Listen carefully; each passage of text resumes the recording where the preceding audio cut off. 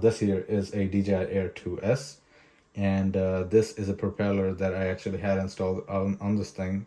This one was one of the first ones that I actually had on this thing. So as you can see, there is a tear on this one, and then this one too, and then it's all chewed up and stuff. So I got hit a bunch of times, 3-4 times to be exact. So we got some damage on the wings, and this definitely affects the performance of the whole aircraft. So we're actually changing them. For example, this is a brand new one that I just changed over this one, and now we're going to be changing this one. And to show you guys how to do it, it's pretty easy. So what you do is kind of press down on the wing, and then you just like slide this to the right. Basically you're turning counterclockwise for the fan, and then it should just come right out just like that. Pretty easy. And we're gonna put this to the side now.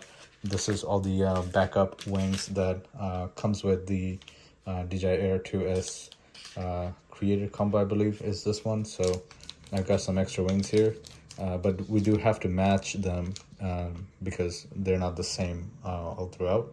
So diagonally, this one and this one would be the same. As you can see, the DJI logo here has to match the DJI logo here on the battery. So matching that, this one, we can put it on this one. So without further ado talk more about this, let's open this up just like that. And we're basically gonna do a reverse order on installation. So the we're not gonna focus on the orange part here, we're gonna focus on the bigger part here, and we're gonna push this in there just like that. And then pushing it down a little bit, we're gonna kind of turn this to where the orange is. That will basically lock this in, and that's pretty much it. We'll just have to turn around and go through the whole aircraft. Every time you change one, I suggest changing all of them, just to have a proper balance throughout.